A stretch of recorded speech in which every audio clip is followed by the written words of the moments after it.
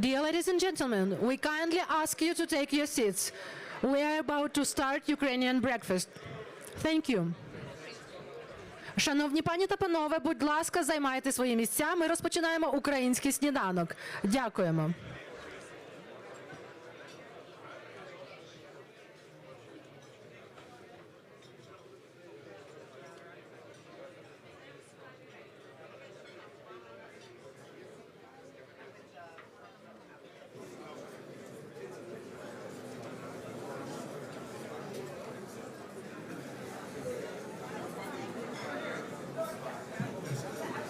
Dear friends, please take your seat.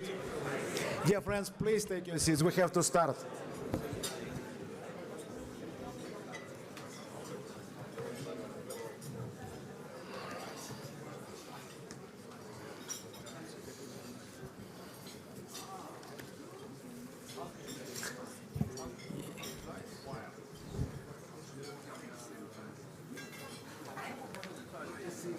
Yeah, Prime Minister. Thank you very much. Yeah, dear friends, please.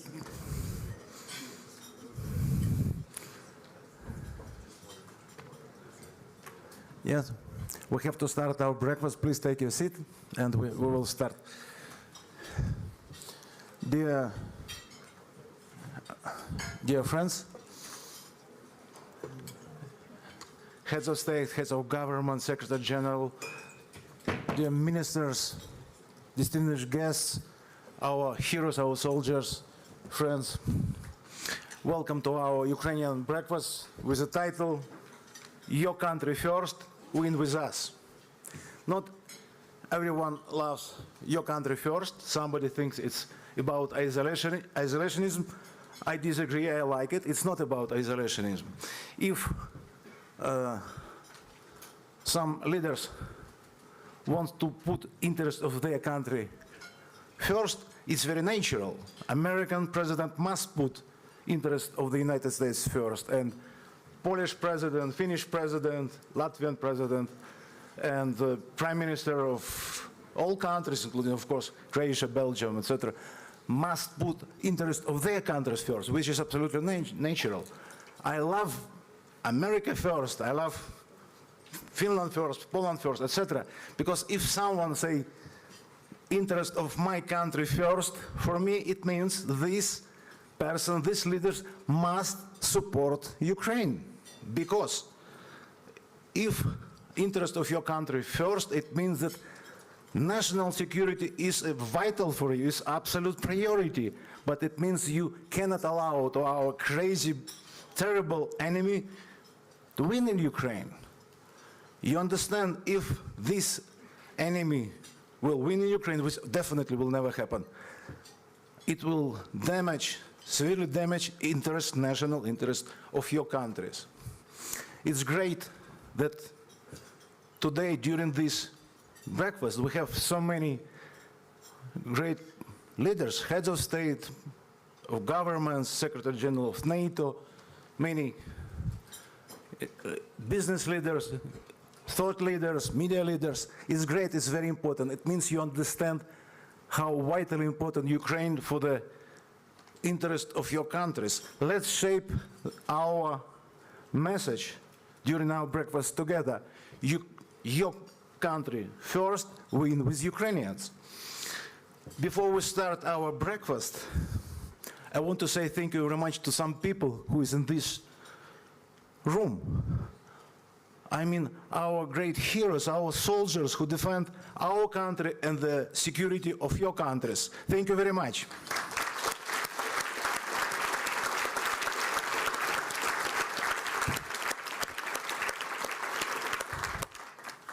And we have very special guests here. You know, when we're in Davos, to call this person guest, it's a little bit unusual, because we have founder of the World Economic Forum here. We have Professor Klaus Schwab, and he's our grand host. He's not a guest, but it's a great honor for us. I want to say that Professor Schwab and his wife Hilda supported our Ukrainian events here during 20 years. And I mean 20 years literally, because today is exactly 20th Ukrainian event in Davos. 20 years ago, we started our first Ukrainian lunch. It was the end of January 2005, and this is our 20th event. And thank you very much. Thank you very much, Professor Schwab, for your very generous, very sincere support for all these 20 years. Thank you very much that you are this morning with us. You can imagine how many breakfasts today in Davos, and it's a great honor that Professor is here and you agreed to say a few words. Professor Schwab, please say.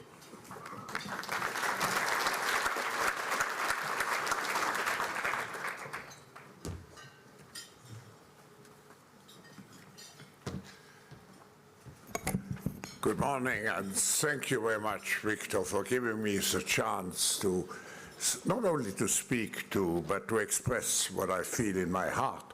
And when I was listening to you, I nearly felt I should create a new slogan: Ukraine first, Europe first, US first, Ukraine first. Yeah.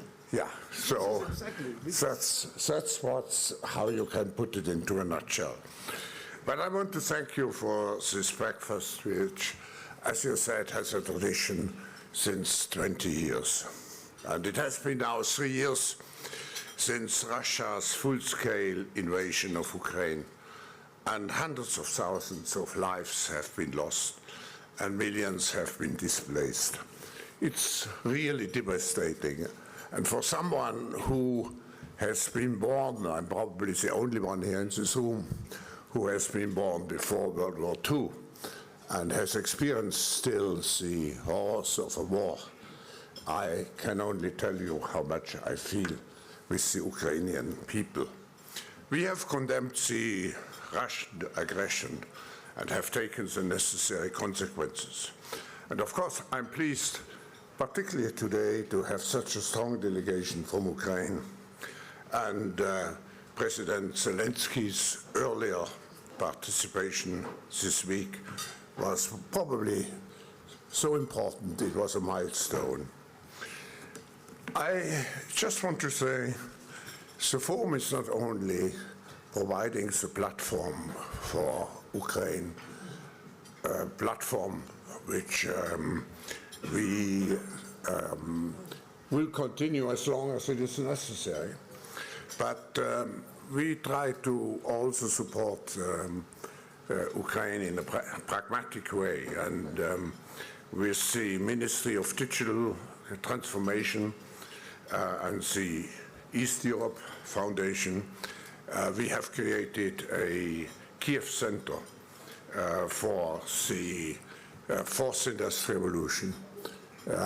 This should show also the hope and the confidence for the future, and to build in Ukraine, hopefully after the war has ended, at just conditions, should build this center a base to propel Ukraine into the new economy, which we call here at this annual meeting the intelligent age.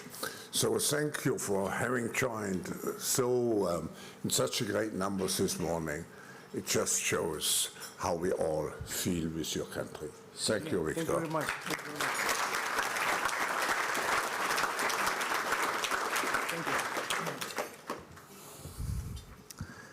you. Now we will start our breakfast. I hope that online, maybe some new members of the team of President Trump will join us online. And now, Fareed, floor is yours. Thank you so much, Victor, and thank you again for organizing this. You have been one of the most tireless advocates for Ukraine, even when it was not at war. Ladies and gentlemen, I ask you to bear with us because we have a complicated dance card here. We have 7 heads of government or heads of state, 2 American lawmakers, 1 presidential envoy, and we have to fit all of these people in without offending any of them. When Henry Kissinger wrote his book about the Congress of Vienna, he talked about the room in which the negotiating took place, and he pointed out that every person wanted to enter first. So they built a special room that had only doors, no walls, so that 8 people could enter simultaneously. Unfortunately, even though the Pinchuk Foundation has done an excellent job here, we do not have such technological facilities, so we will have to go sequentially. What I wanted to do first is to take us on a video link to the United States, to Washington, and to see if we can hear from 2 very distinguished American lawmakers, both Republican, Joni Ernst, the senator from Iowa, and Mike Lawler, the Republican congressman. If we can get those video links up, we can begin.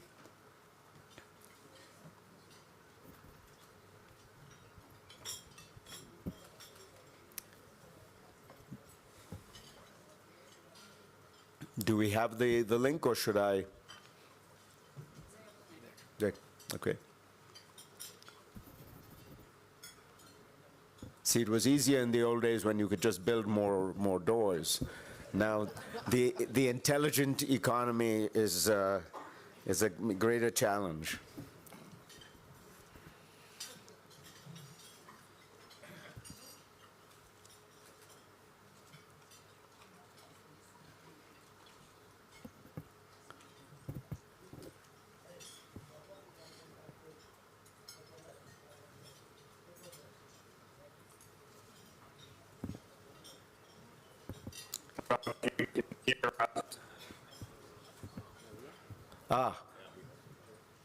Congressman Lawler, can you hear us? We can.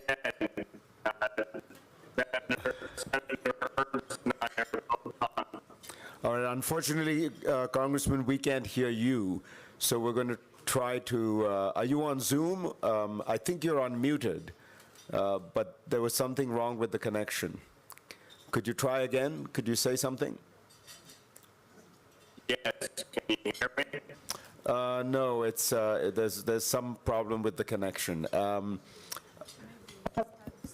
you hear me, Fareed? Okay, we're going to try to come back to you in a few minutes, if you don't mind. We're going to get the technology right. Let me start with some of our distinguished guests here. And so that I don't offend any protocol, I'm going to start with the one person on the panel who is not a head of government, though was, Mark Rutte. Mark, let me ask you, the central question that so many people think about is how will NATO support Ukraine going forward? And in an eventual ceasefire deal, what is Ukraine's future with NATO? Thank you very much, and also Victor and Klaus, thank you for making this possible again. Before I get to the question, please allow me to say, first of all, that we really have to step up and not scale back the support for Ukraine. We have to change the trajectory of the war which is ongoing, and so far as we know, the front line is moving in the wrong direction, is going eastwards, and this is for 3 reasons. One, because of Ukraine. We cannot allow in the 21st century that one country invades another country and tries to colonize it. We are beyond those days, past those days, so that's one. Secondly, because we know it is, yes, Ukraine, but it is also about how China and North Korea and Iran and Russia are all working together. And this is basically testimony to the fact that this is not only a European conflict, it is a geopolitical issue, a geopolitical conflict which is being fought out. And if we get a bad deal, it would only mean that we will see the president of Russia high-fiving with the leaders of North Korea, Iran and China. And we cannot accept that. That will be geopolitically a big mistake. So for all these reasons, but also for NATO itself, if Ukraine would lose, That would mean that within NATO, we are not talking about whatever, 3% instead of the present spending commitments we have made within NATO, whatever exactly the outcome of that debate will be. It will not be billions extra, it will be trillions extra.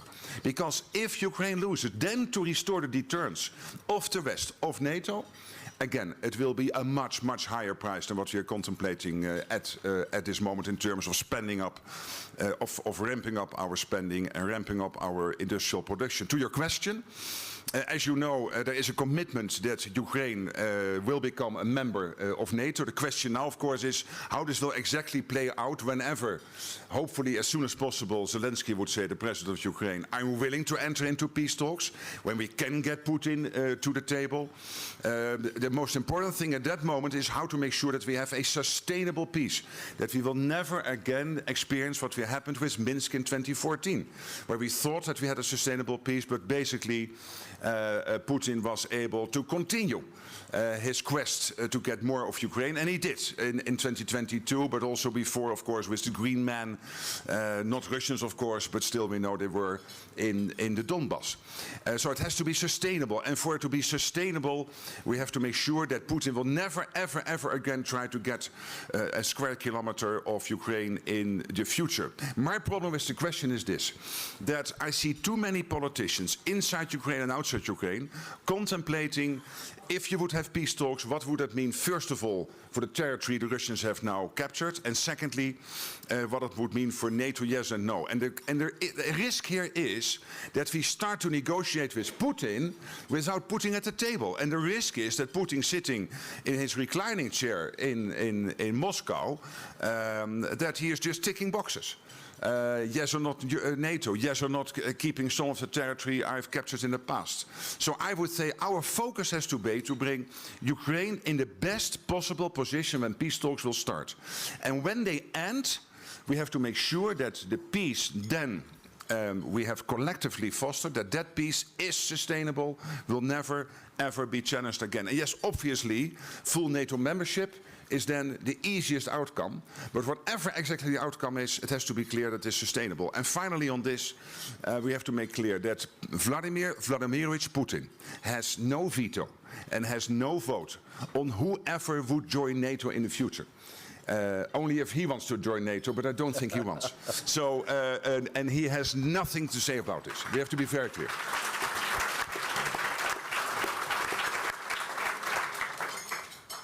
Thank you, Mark. I think we have the connection to America established, but I'd like to go to Ambassador Richard Grenell, who is President Trump's newly appointed presidential envoy for special missions. I think he is speaking to us from the State Department. I think that was Senator Ernst, who we will get to in a second, but I think we are trying to get Ambassador. There you are. Ambassador Grenell, can you hear me, and can you say something so we can make sure you can hear us? Yes, I can hear you. I'm in Los Angeles, not in Washington, but thank you for having me. It's a pleasure and an honor. So, Ambassador, give us a sense. Everyone is wondering. There has been much speculation. How does the Trump administration view the situation that currently between Ukraine and Russia? Give us, in the broadest strategic terms, how does the Trump administration view this situation? Well, first of all, I don't think that there's a big surprise. President Trump has been very clear about wanting to solve these problems. I think there's a big frustration from Americans that we've had a lot of talk over the last several years about just more military spending and more war. Let me give you an example. Vladimir Putin and Joe Biden have not spoken in more than 3.5 years. Now, we think that's outrageous. The American people think that's outrageous. You should be able to talk to people.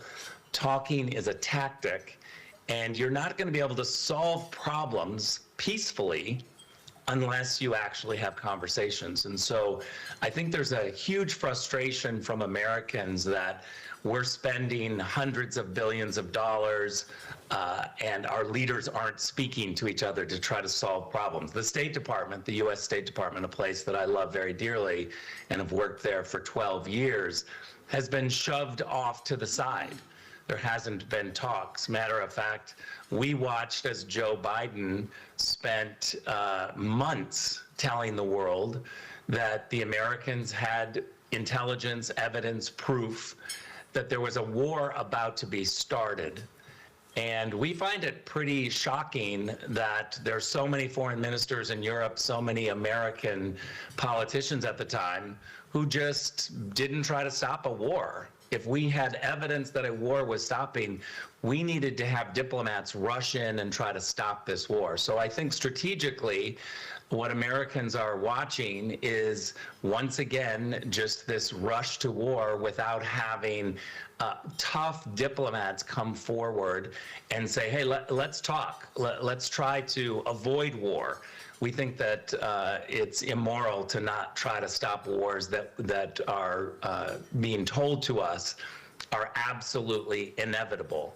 And let me just add one thing is I think you're going to run into a big buzzsaw in America if we have the NATO Secretary General talking about adding Ukraine to NATO. The American people are the ones that are paying for the defense. You cannot ask the American people to expand the umbrella of NATO when the current members aren't paying their fair share. And that includes the Dutch, who need to step up. And so when we have leaders who are going to talk about more war, we need to make sure that those leaders are spending the right amount of money. We need to be able to avoid war, and that means a credible threat from NATO. NATO needs to be absolutely prepared, but we need to have diplomats that are avoiding that war. And so I think the American people are frustrated, is the real summary. Let me ask you, Ambassador, we are in the war now, and the question is how to end it, as you say. In recent days, President Trump has said things that suggested he has maybe come to realize or has focused on the problem and sees the intransigence of President Putin as the principal obstacle. He tweeted out recently, as you know, I think Zelensky is willing to make a deal, Putin is not, and he's ruining his country, he's destroying his country.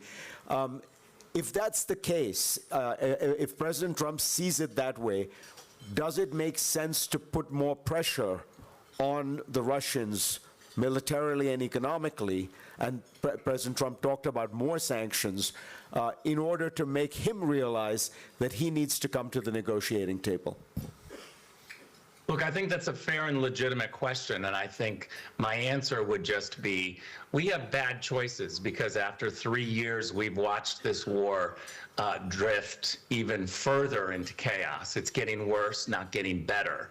And so President Trump and the Trump administration arrives on the scene after watching, again, our leadership not even talking in the United States between Joe Biden and Vladimir Putin. And so now that President Trump is in office, I think he's been handed a terrible mess.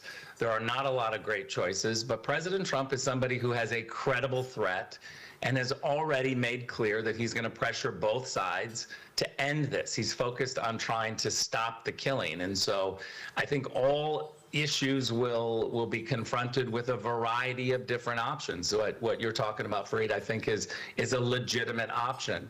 But I would say just give President Trump a little time. He's the best negotiator, and there's a difference between a threat and a credible threat. We've seen that from Joe Biden saying don't, and President Trump immediately jumping in and trying to communicate with both sides and pressure both sides to the table. Ambassador, that was a very helpful overview. Really, thank you for taking the time to join us. All the best. Thank you. Let's now go to Washington, to Senator Ernst and to Mike Lawler. I think we have Senator Ernst first.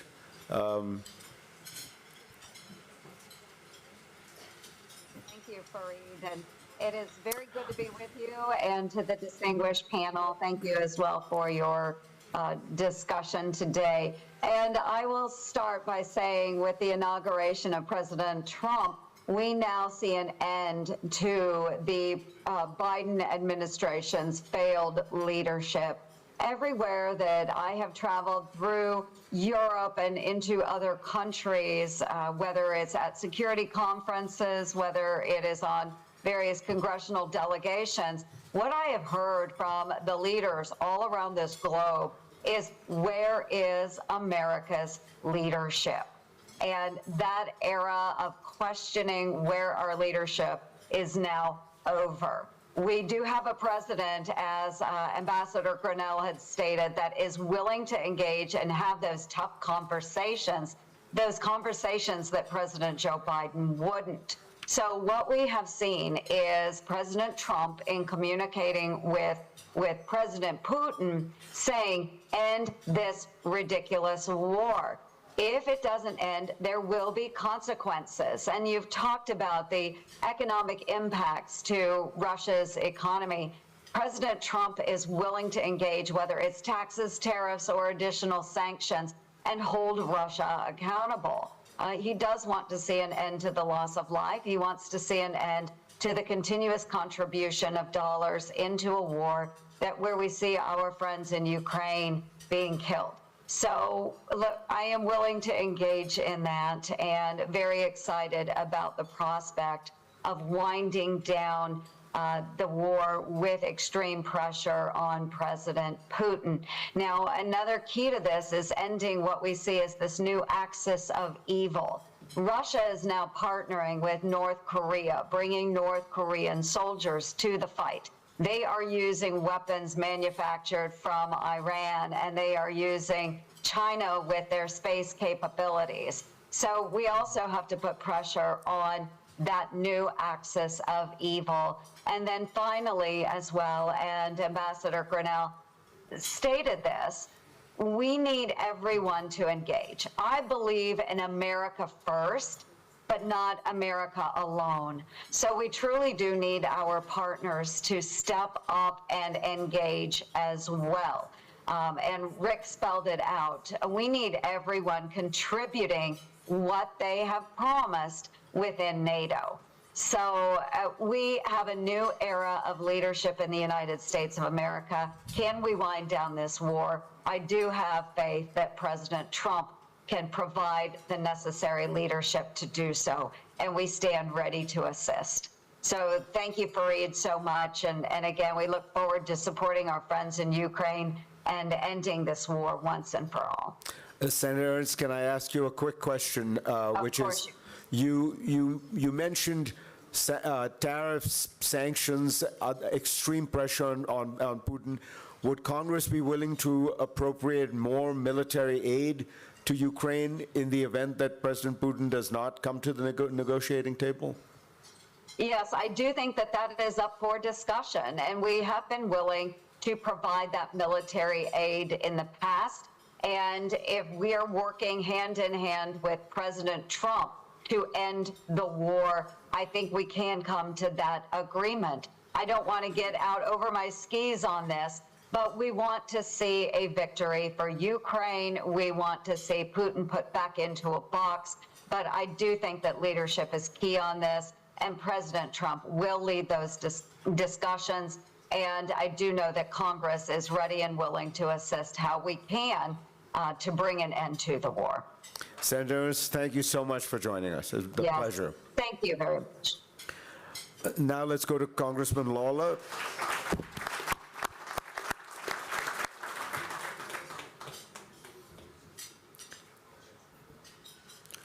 Thank you, everyone, for allowing me to join you tonight. I want to thank my colleague, Senator Ernst, for her leadership on so many issues impacting our allies around the globe. But we are in the most precarious place since the lead up to World War II. I think, obviously, as Senator Ernst outlined, the unholy alliance between Russia, China, Iran, and North Korea has created a tinderbox around the globe. And unfortunately, under Joe Biden's leadership, not only has America been weakened, but I think our allies have as well. And it has created real challenges as President Trump assumes office. And I think the president is right to seek to engage Russia, to seek to engage China on these issues. But there needs to be obviously concrete steps taken. And, you know, I look at, for instance, the illicit oil trade between China and Iran that has resulted in a $200 billion increase in Iranian petroleum sales. That is what has funded Hamas, Hezbollah, the Houthis, and other terror networks in the Middle East. You look at, obviously, in many instances, Europe purchasing Russian gas. That has helped fund their efforts in Ukraine. So we have to look at this holistically. It is not just about having a strong NATO, which and I know Senator Ernst fully support. We obviously have to look at this from the standpoint of the decisions that are being made and how that is impacting these global conflicts. I have been very clear. I support Ukraine. I have supported sending military assistance, financial assistance to Ukraine. Many of you probably don't know, but my wife is from Moldova. Her family lives on the Ukraine border, so I am acutely aware of the consequences of failure here. I have no doubt that if Ukraine were to fall, other former Soviet satellite states would be in jeopardy. And that would be catastrophic for Europe. That would be catastrophic for America. So we have a responsibility as the United States to lead. I think President Trump is prepared to do that. And then though some may not like his style or the words he uses at times, the reality is our adversaries understand one thing. They understand strength and they understand bluntness. Unfortunately, Joe Biden had neither. And I think that helped contribute to the situation that we find ourselves in today. A war that is dragged on for almost 3 years, resulted in massive casualties, and seemingly has no end in sight. One of the challenges that we found as members of Congress in dealing with the prior administration was they really had no plan for how to end this conflict, and no plan for how to ensure Ukraine's sovereignty. I believe President Trump is going to be very clear with Vladimir Putin about the need for this war to end. You saw it today with his statement that he put out, that he does want to see a resolution, but if Putin does not come to the table, there will be significant and severe consequences to the Russian economy. And I think Europe needs to be prepared to take significant action as well. And so that is where we find ourselves today. But this requires strong, united leadership between the United States and Europe if we are going to push back against this malign effort by China, Russia, Iran, and North Korea to undermine and destabilize the free world. Thank you so much, Congressman. That was extremely helpful and much appreciated here. Thank you. Thank you.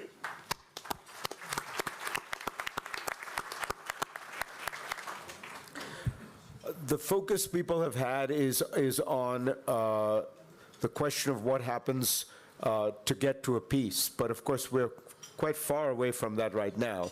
And I wondered if I could ask the President of Poland, how much do you worry that this war continues, and what does it mean for Poland when it confronts a war so close to its borders?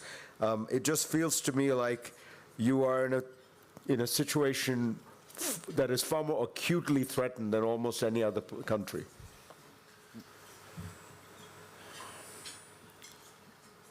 Distinguished guests of that meeting, distinguished participants, presidents, prime ministers, dear friends. You know, it does matter what will be the end of that war, and we can't say that every final and peaceful solution ending this war is in a right interest of Ukraine, Poland, and our part of Europe and our part of European Union. I'm thinking now about the Central European countries, especially those countries who had been for years behind Iron Curtain in Soviet zone of influences, and as you know very well, some advisors of Vladimir Putin, sometimes they mention that this is real zone of Russian influences also now, and this is the right of Russia to have its influences at that part of Europe, and also at that part of European Union. So this is the question: what should we do to achieve a peaceful solution, end of this war, which will guarantee Ukraine sovereignty, independence, which will guarantee the power of the international law? Yes, that international law is respected by Russia, by Russians again, because they are breaking international law every day. And what we should do to stop imperial ambitions of the Russian elites, which are absolutely visible now. If you look at Russian aggression against Ukraine, if you look at the language they have in Kremlin, in Russian elites, if you watch Russian TV, if you see the amount and the tongues of Russian propaganda, you see what's the real problem and what's the real solution for that situation should be. So if we talk, and if we ask the question is how to encourage Vladimir Putin to sit at the table of the peace talks, my answer is we should launch such a strong measure to force Vladimir Putin to ask for peace. For peace negotiations, yeah, because this is not the I don't want to beg Vladimir Putin to sit at the table. I want Vladimir Putin to beg us, to beg Ukraine, to beg allies of Ukraine to sit at the table and to talk how to end this war and how to solve all the problems we have also around. And I fully agree with the Secretary General, with Mark Rutte. This is not a local conflict. This is global conflict. So it requires global solution. Thank you, Mr. President. Let me just say you're coming to the end of your presidency, and I just want to say you'll always be welcome at the Ukrainian breakfast, even as a past president. I hope I won't be hungry in the future. Let me ask the President of Latvia, since we are now talking about real frontline states, how worried are you about the security situation, and how does a country like Latvia look at a Russia that seems to, as the President says, believe that its sphere of influence should be, in a way, the old Tsarist sphere, if not the old Soviet sphere? Well, indeed, I think that each and every frontline country, as you say, Latvia included, is very worried about Russian ambition. We are hearing not only Russian officials, but also Russian propaganda talking about the kind of reinvention, restation of Russian Empire or Soviet Empire. The Baltic states included, Poland included. They are now talking also about Finland being at one point part of Russia. So from that point of view, of course, the outcome of the war in Ukraine is crucial. But having said that, I think that we do have two things that we need to do. Number one, yes, I do hope that American administration will be successful to end this war. But when the war ends, we also must make sure that Russia does not regroup, does not get back some economic power. So even if there is a kind of deal, sanctions, economic pressure should continue. And number two, I do believe that now this is the moment of truth also for Europe. Defense spending, defense industry, we are talking a lot. My own country is currently at 3.4% of defense spending. We are now discussing about raising to 4 to 5%. It is partly not only because of President Trump's statement, but also because we see that we have real needs. So from that point of view, indeed, I do hope that the strategy to stop the war, to keep Russia accountable would work, but also we should understand that I don't believe that Russia is going to stop. It will simply may use the time and then to restart either the war in Ukraine or to challenge its neighbors, and I think that the part of the strategy should be also to make sure that this is not happening. Thank you. Let me ask the Prime Minister of Belgium, Alexander De Croo, about the new sanctions package the European Union is putting together. But, you know, how strong is it? And more importantly, if there were a deal, is there some thought about a staged and staggered relaxation of the sanctions? Because after all, if Putin gets a total relaxation of the sanctions the minute he signs the deal, that provides him with every incentive to regroup and go back into Ukraine. So how do you think about that issue of a deal, sanctions relief over a longer period of time? Thank you. Good morning. Good morning, everyone. Maybe let me first react on some of the statements we heard in the video calls. I think it's important to say, who is the enemy? The enemy is Vladimir Putin. The enemy is outside, it's not inside. And I see a lot of finger pointing between partners, and that's not helpful. I think we have to be extremely clear. Putin needs to be weakened, and Ukraine needs to be strengthened. So if we see where we stand today, I mean, 3 years of war, Russia has not achieved any of their strategic goals. None of them have been achieved. And the Russian economy has been weakened significantly. In this 16 package, I think gas and LNG needs to play a very, very important role. I think fertilizers we have to look into as well. We see that the export of fertilizers from Russia has actually increased compared to the war. But I think we're in for the long haul. The Russian economy is weakened, but our analysis is that the Russian economy can sustain the war at least for another year. And in everything we see, it is quite clear that Vladimir Putin would have the ambition to regroup and then have another go. Maybe not at Ukraine, but at another country. So we have to sustain those sanctions.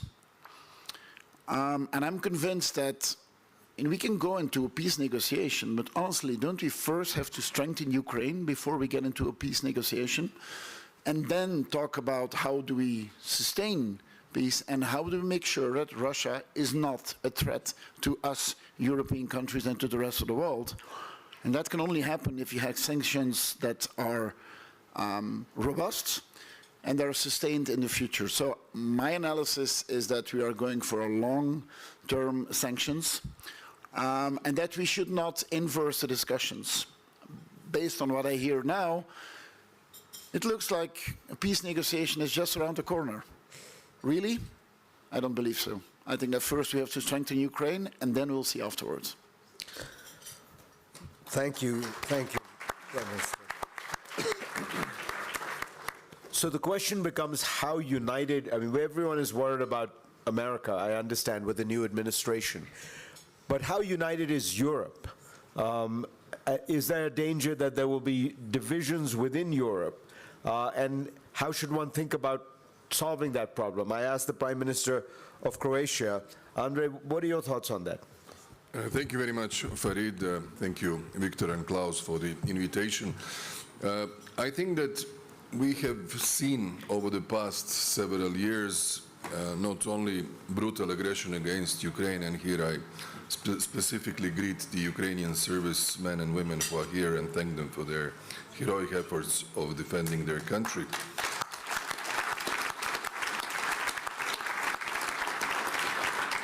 But also we have seen the increased influence of Russia in democratic processes across Europe.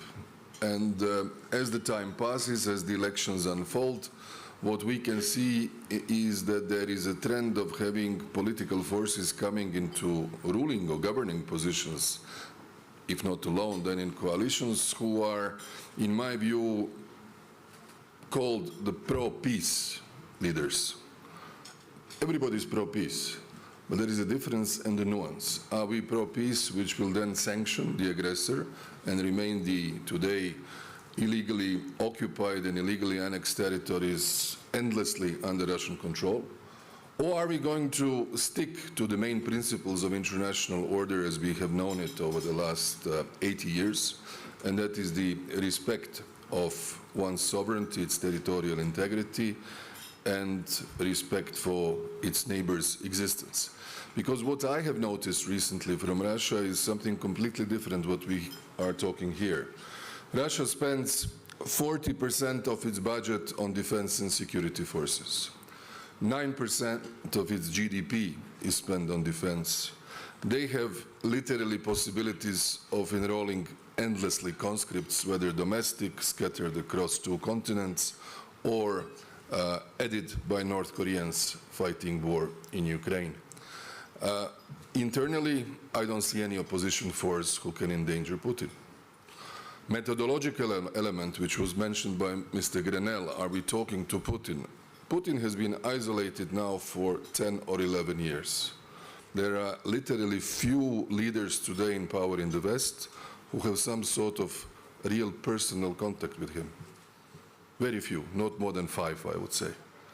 And that matters. That means that there is no trust, there is no track record of sort of trustful relationship, and limited influence.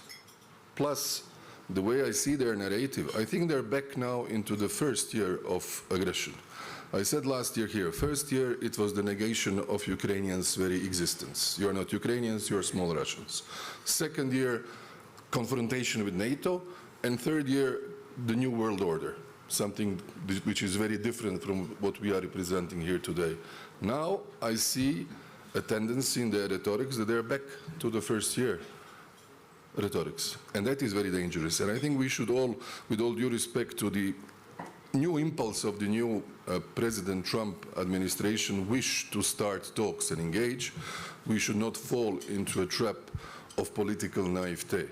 Putin can be patient, Russians can endure the sanctions regime. I don't see really any dramatic thing internally that 15, 16 or 26 packages of sanctions have changed anything in their line of thinking. And that has happened also in the past.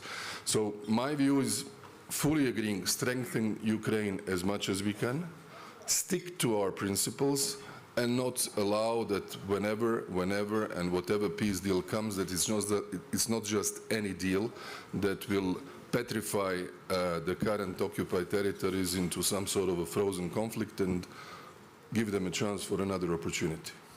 So let me give you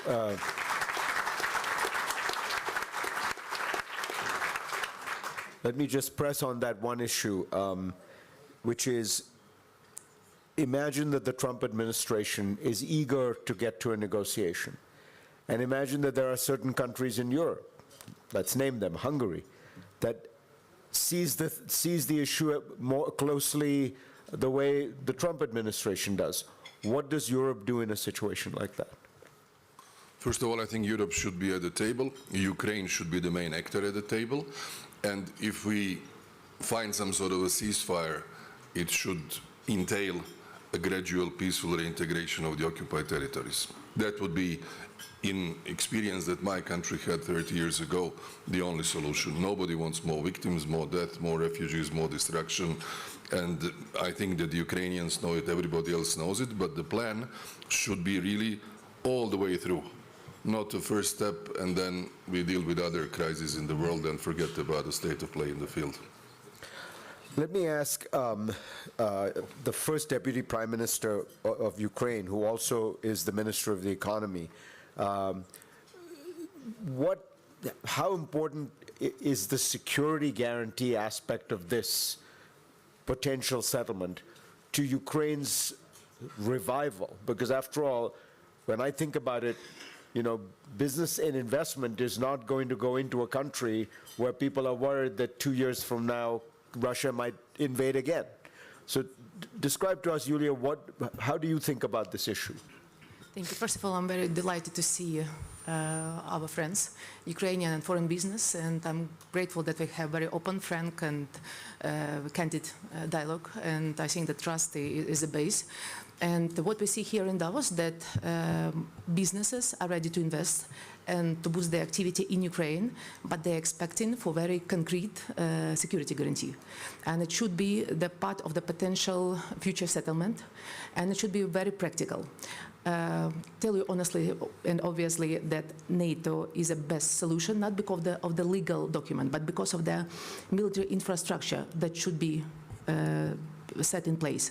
We have very good example. At the beginning of large-scale invasion, our seaports were blocked. And you remember that there was a deal, Turkey, UN, and Russia sabotaged this deal, and we were able to open this Black Sea corridor when the missile system were in place. And it's and then we opened the corridor, and export have risen, and even like the number of the last year, that export rose by 15.2%. And if we speak about Ukrainian economy, so it's vital for us, business to come in.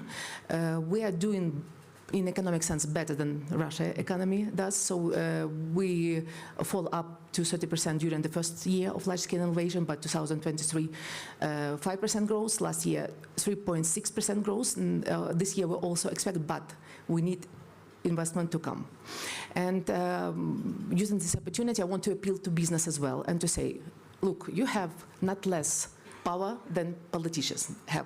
And if to take into account very pro-business Trump administration, I would ask you to appeal to your government and to talk with them like you talk with us, and describe very precisely what kind of guarantee you need to step in Ukrainian market. So that's why I think that it's your time also to be actively participate in this negotiation.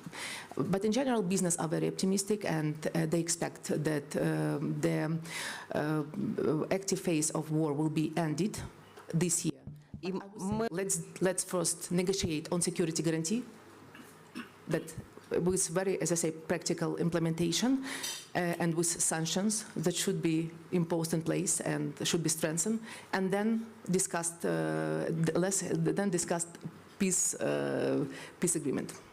Let me ask you, Yulia, one of the things that Trump administration officials, and I think people are close to the president, have often talked about is the worries about corruption in Ukraine.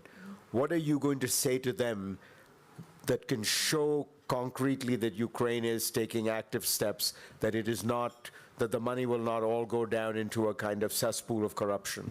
I think that during the last 4 or 5 years, we are improving a lot. And if you see the its index of perception of corruption, so we raised extremely fast in this list. And just if you look at the reforms that were provided during the wartime, that we're providing around 200 reforms. So it's requirements from EU, it's requirements from IMF, World Bank and others. So it means that we are simultaneously keep fighting, keep working, and keep reforming. And that's why I think that it's a good result. Of course, there are always places to improve, but I think that we're in good shape right now. I'm going to ask President Stubb of Finland to close out this round, but before that, I did want to give Mark Rutte a chance to respond to Ambassador Grenell, because he did directly address some of the comments you made. Yes, well, he is right, of course, that the problem is not the US. The problem is Europe. The problem is that, and Trump has consistently made this point, that in Europe we are underspending in terms of defense. And he made that point, I think it was in 1980 the first time, but he became president first time in 2016, 2017. He was very clear on this. And I think, thanks partly also to him, and maybe to a large extent, we have seen this upturn in spending in NATO on the European side. And he felt that basically the US was getting a bad deal, and that Europe was basically funding its social model and its healthcare system, etc., and its pension system, by underfunding in defense. The problem, of course, is that we are not yet all at 2%. That's problem number one. Problem number two is that 2% is not nearly enough. To your point, it is not nearly enough. We are safe now. But NATO collectively is not able to defend itself in 4 or 5 years if we stick to the 2%. Now, Jens Stoltenberg started this whole process within NATO, which will end somewhere in May, June this year, by which we will decide what it is exactly we need in terms of, and excuse me for the jargon, the capabilities and the measurements and the gaps we have. But this is necessary stuff to be done to exactly establish what we need. But I can guarantee you, when you look at the incoming data now, 2% is not nearly enough. It will be much more. Really much more, and that will have a huge impact. But we have to do this. And secondly, we have to ramp up industry production, because at the moment we are not doing it. But this is also a problem in the US. The US, China is producing 6 times faster industrial output now than the US. And the whole of NATO, from California up to and including Ankara, is in terms of ammunition producing in a full year what Russia is producing in 3 months. And as I said yesterday, Russia is not bigger as an economy, the size of the economy, than Belgium and the Netherlands combined. So we are really in crisis mode here. So first, money, much more to be spent, fast. The ones not on 2% have to get to the 2% in the next couple of months. We cannot wait any longer. And then we have collectively to move up, and we will decide on the exact number later this year, but it will be considerably more than that too. And then on industry production, we are really in a bad place here. And don't think that China is producing crap like they did 20 years ago. The ships they are now building, and they have now a bigger navy than the US has, are much better, are at least quality-wise at the same level.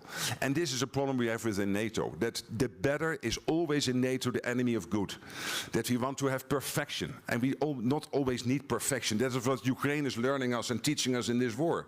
They don't have the luxury of going for the 10 on a 1 to 10 scale. They have the luxury to get to a 6 or a 7, and then apply at a fast speed the latest developments and innovation. So, and this is another problem. We don't innovate enough. We do not buy collectively enough.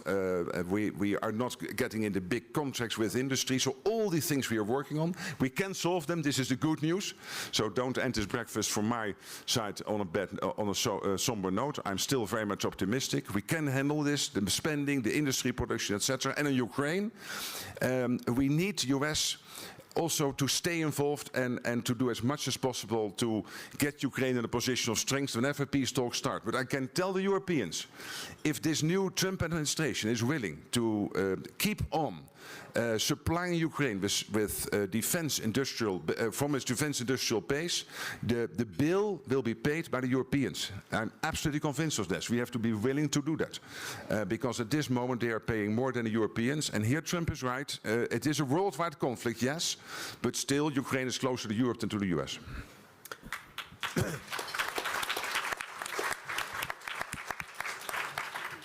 Alexander Stubb, give us a sense of how you think this plays out in the next year. Sure, but before I make my 3 points, just to Victor, I actually think the slogan of this breakfast is the correct one. So for me, the thinking is, yes, Finland first, but Finland first means a Ukrainian victory. Why? Because it's tied to two key elements of who we are. One is our interests. We have a 1,340-kilometer long border with Russia and a similar experience in the winter war and war of continuation that you're having right now. And secondly, it's our value base. So in that sense, it's a no-brainer for us. Finland first is victory for Ukraine. That's why we are the biggest, fifth biggest supporter of Ukraine and will continue to be so in the future. I think quite often Americans, Europeans, and Ukrainians are accused of not having a strategy of victory. I kind of disagree with that. I actually think we have a clear plan. We just talk a little bit to the side of each other at times. For me, the victory plan is linear and goes in 3 phases. The first one is short term. In the short term, we need to continue the financial support, the military support, and the political support that we've given to Ukraine in the past 3 years. And I actually don't see that coming down. Remember the conversation before the US elections that the US would pull away from Ukraine and throw it under the bus. From what I hear from Trump and from what I hear on video today, I just don't see that happening. I'm actually quite encouraged by the commitment that still exists. The second timeline, linear, is midterm. And here, 24 hours has turned into somewhere between 3 to 6 months. And we have to think ahead of what we do in these 3 to 6 months. I think the starting point was mentioned here. Ukraine needs to start whatever negotiations begin from a position of strength. And we need to keep on pushing the idea that no negotiations without Ukraine. And I have a sense and a feeling that the rainmaker in this, President Trump, sees that as well as General Kellogg. I think the early signs that we're getting from the Trump administration are actually quite positive.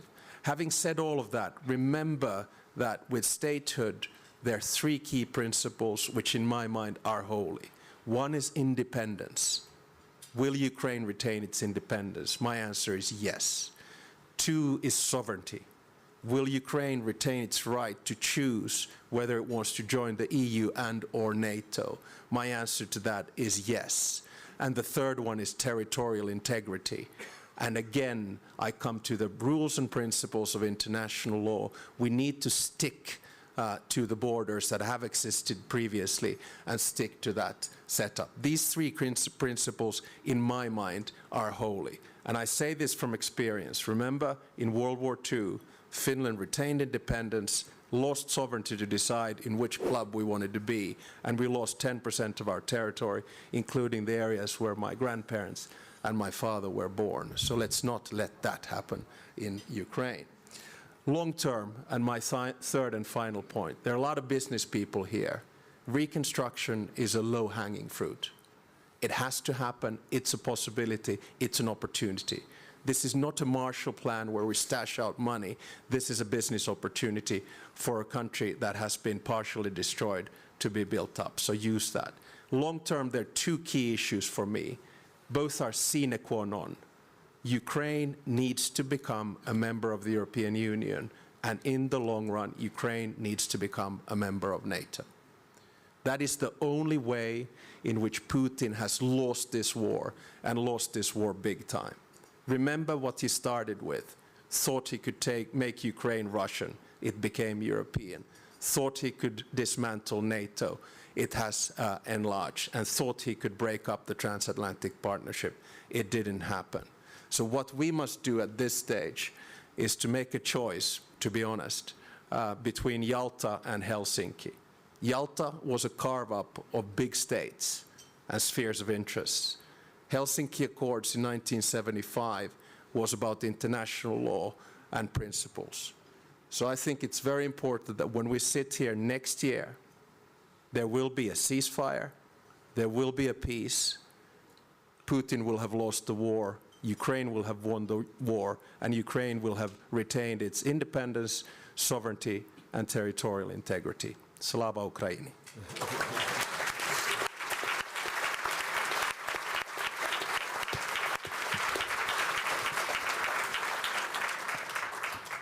Let me get a few comments from the audience. Jens Stoltenberg, you were Secretary General of NATO during the first Trump administration. So give us some pointers on how to deal with Donald Trump.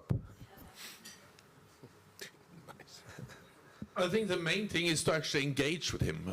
So when there are concerns or issues raised about what the new administration will do, I think the best thing is to go over to Washington to sit down and discuss. And the reality was that back in 2017, some allies thought that we should just stay, to freeze the relationship with the United States, do almost nothing, and hope that things would improve after the next elections. We did the opposite. We actually sat down with President Trump and addressed the issues he had, especially on defense spending. And as Mark just alluded to, the reality is that things have really changed. When we made the decision to start to spend 2% of GDP on defense, only 3 allies met that guideline. Now it's 23 allies. So that's a big difference, and it makes it much easier to tell whoever is president of the United States that European allies are taking this seriously. On Ukraine, I remember very well that there was, the position among NATO allies back in 2016 and 2014, also after the annexation of Crimea, was that we should not provide lethal aid to Ukraine because it could provoke Russia. And therefore we didn't provide so much lethal aid. It was President Trump that decided to start to provide lethal aid, including the javelins. So the first javelins were delivered from the United States under the previous Trump administration. So not saying this is easy, I cannot promise you anything on behalf of the new US administration, but I'm saying that engaged on the issues and based on experience, also Trump can be quite strong on Ukraine. Thank you, Jens. Since Radek Sikorski is right there, I wonder, Radek, if you could tell us, when you look at the situation, are you optimistic or pessimistic about whether or not we are moving in the right direction, and why? I'm confident Ukraine can sustain the fight for this year. And Russia's economy is going south. So there may be a deal to be made. But the real point I want to make is the following. President Trump has started well by recognizing that it is Putin who has to shift his position, not Ukraine.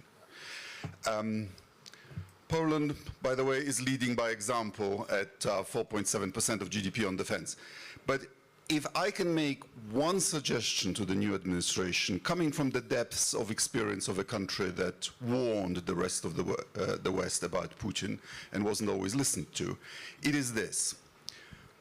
This is not the Putin that President Trump knew in his first term. I would be skeptical about granting Putin an early summit. The President of the United States is the leader of the free world. Vladimir Putin is an outcast and an indicted war criminal for stealing Ukrainian children. I would suggest that Putin has to earn the summit, that if he gets it early, it elevates him beyond his significance and gives him the wrong idea about the trajectory of this. Thank you. Let me also quickly get a thought from David Rubenstein, because we were talking about business, David, and investment. How do you think about the issue of how does Ukraine rebuild itself, which is going to be a monumental challenge? Yeah, the business community in the United States, and I think Europe, is interested in investing in Ukraine and helping with the rehabilitation of it. But I think nothing is really going to happen until you really see some kind of settlement, because I think business people are not going to put money in until there's some kind of settlement.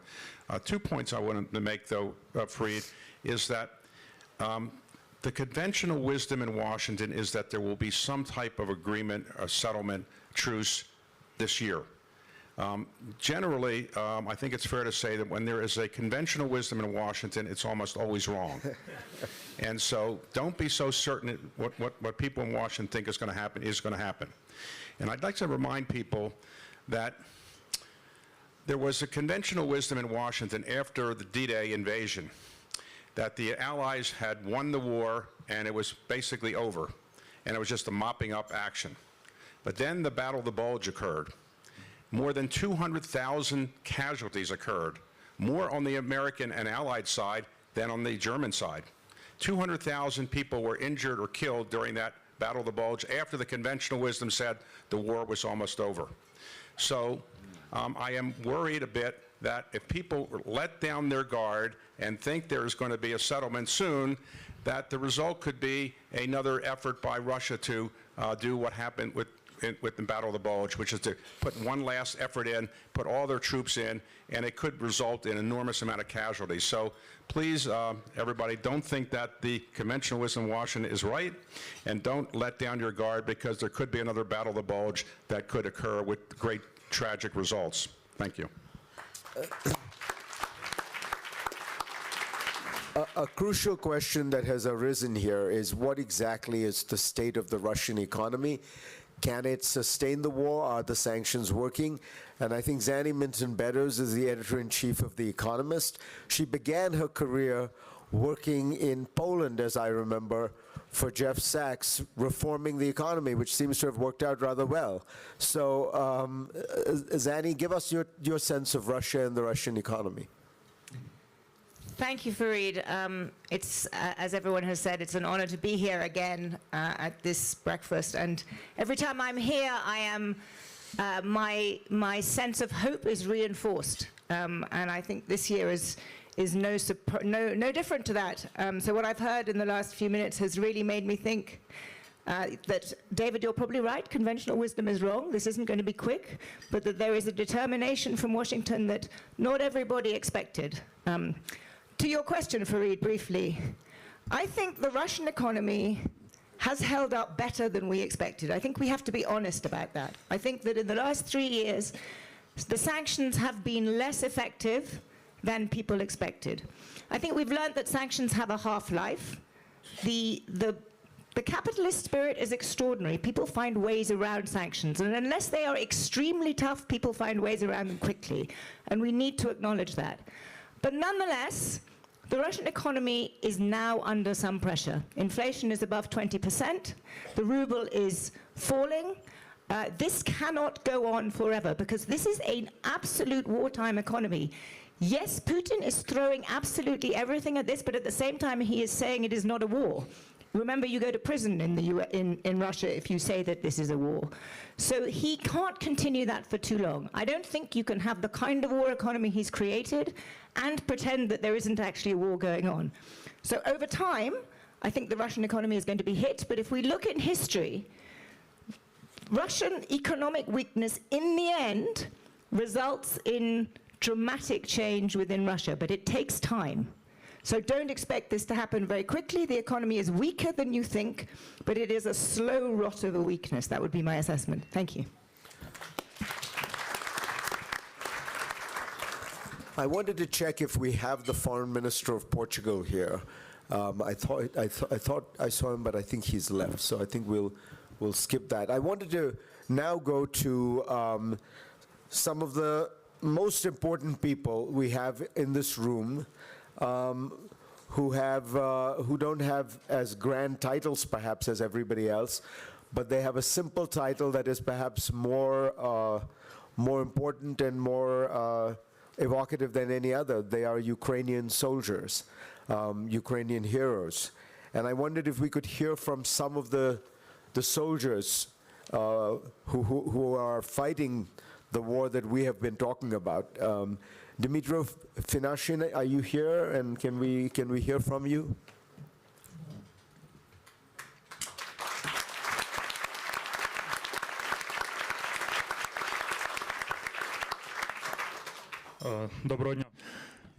Good morning. I'm very glad that you are here. I'm very glad to see everyone and very glad to hear all those words of support that you are joining in support of Ukraine. But I would like to ask you for two things. The first is don't be shy and don't be proud. Don't be too proud to ask Ukraine to share our experience. No one can deny that we have the experience of waging a modern type war. We can tell you how you can hone your arms, how you should precise your weapons, how you should build fortifications. No doctrine is working anymore. Don't think that while we are going and asking for help, well, we are not very proud. We are fighting for our survival. We have to do this. We constantly say, we even sometimes beg, help us, but this does not make us weaker or less valuable. So let's share experience, exchange experience, and develop. Another thing that I wanted to ask for is to think not to care too much about the pensions of your population now. Please think about raising your military and defense capacities and potential. Unite. If you are not strong today, you will have to think about how you will pay pensions to such young boys like I am. This is not a very pleasant prospect, so please become stronger, and this will be better for us as well, because you are our partners, and Russians will understand that they are in a critical situation. Thank you. Thank you so much, Dmytro. Kristina Boychuk, can we hear from you?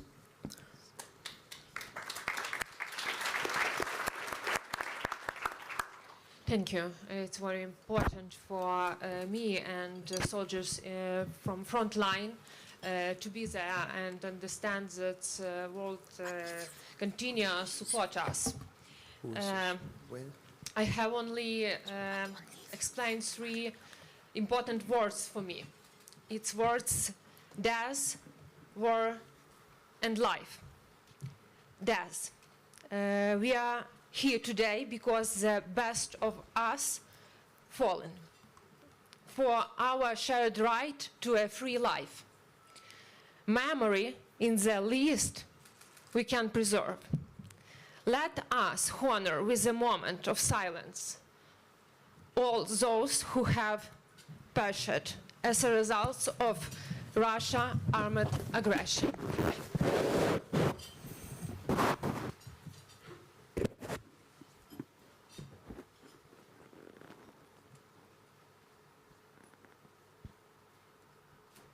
Thank you.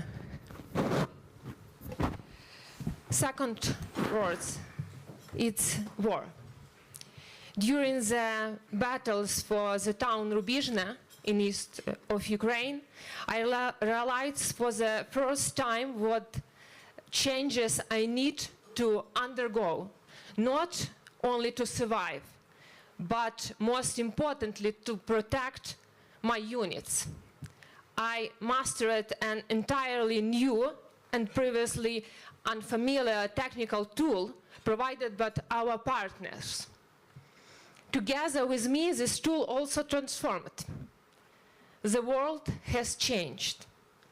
To survive in the world, you must change. And second words, it's life. While carrying out a mission near the settlements of Makiyivka since 6 months ago, my comrade, seasoned warrior, was died. He had mastered a civilian IT specialization, but when Russia invaded Ukraine, he returned from Mexico and joined our unit. 3 months after his death, his daughter was born. The life of this little girl is the most precious things we have. All of us It is our responsibility. We are obligated to protect it. Life will triumph our death. Light our darkness. Slava Ukraini! Glory to Ukraine.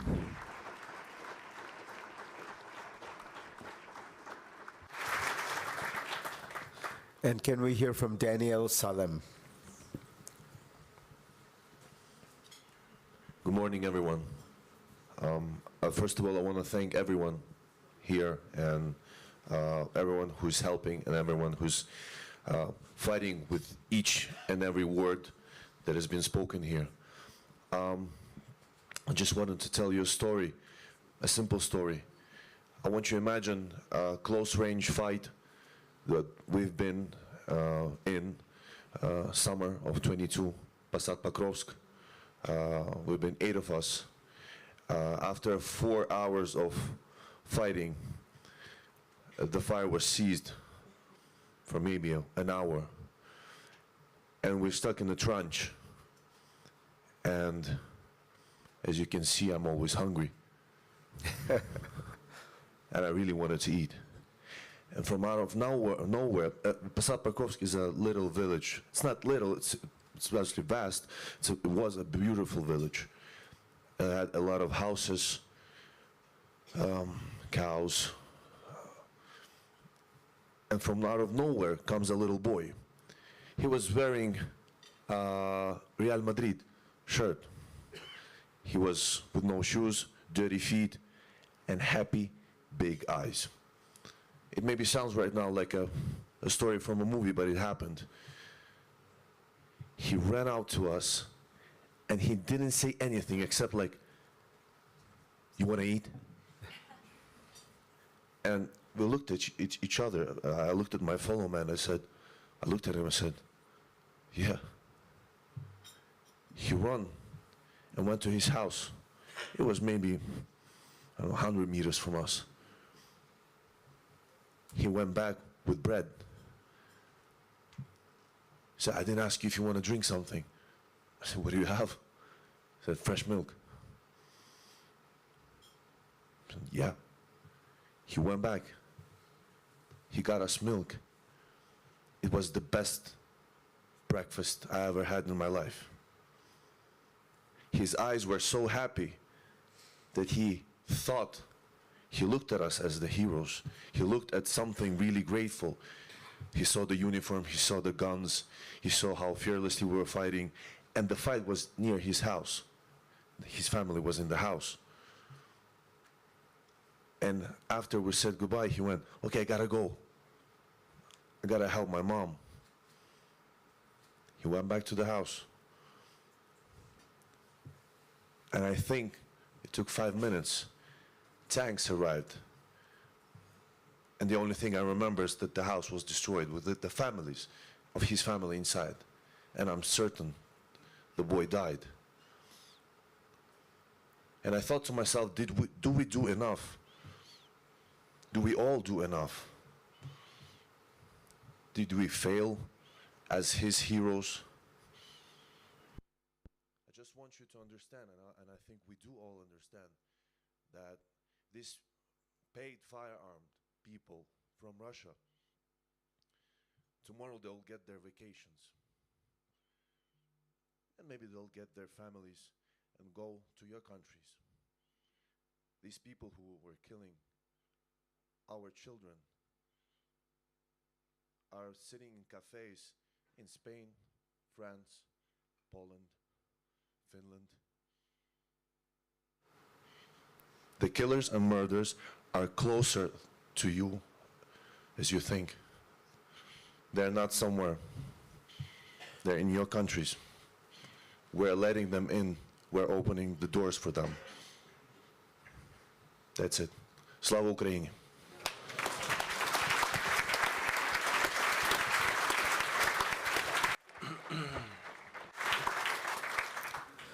You know, at this point, I think it is 87 countries around the world that have condemned Russia's aggression, and people often say, well, where is the global south? Well, you know, as you can tell by that number, a large number of countries in the global south have actually condemned the Russian aggression. And one of those countries is represented here today, the Congo, the Democratic Republic of Congo. And I thought I would ask the Vice Prime Minister Masudi to say a few words to close this out for us.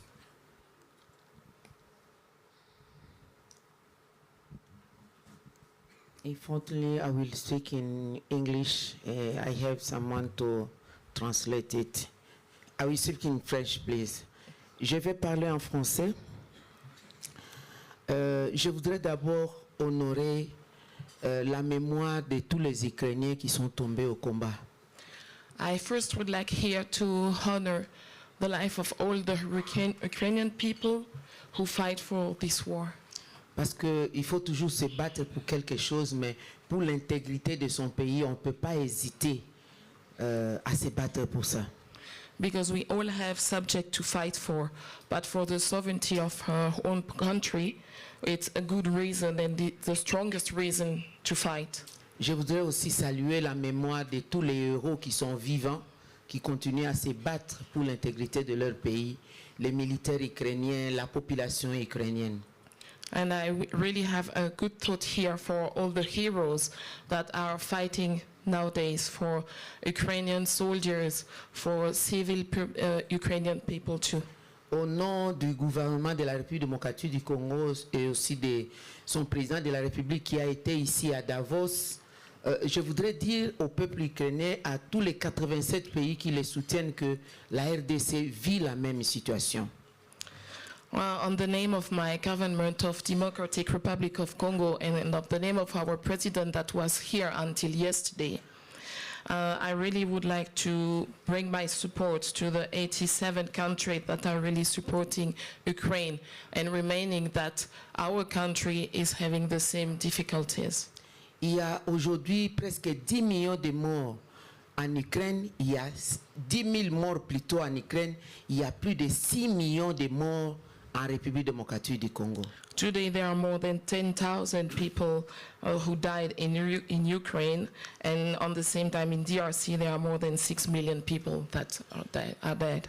Les femmes enceintes, les personnes vivant avec handicap, les personnes de troisième âge, les enfants, c'est un peuple qui est en train de déambuler dans tous les pays. Aujourd'hui, même au moment où je vous parle, les bombes sont en train d'être larguées en République démocratique du Congo.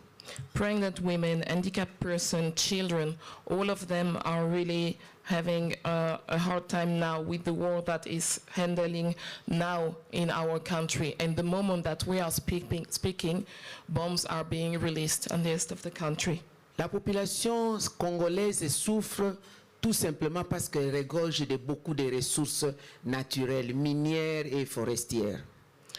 Congolese people are really suffering for this war for one reason, because they are really having a lot of natural resources on their soil. Nous sommes dans une situation actuelle de réchauffement de la planète où la République démocratique du Congo se présente comme pays solution face à la crise climatique.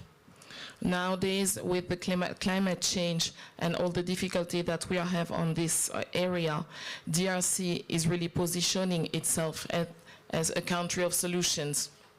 Et ça ne vient pas de moi, ça vient de l'Union européenne qui aujourd'hui a un projet ambitieux en République démocratique du Congo avec la Tour Afrique qui a prouvé que le bassin du Congo constitue aujourd'hui le premier poumon du monde face au réchauffement de la planète.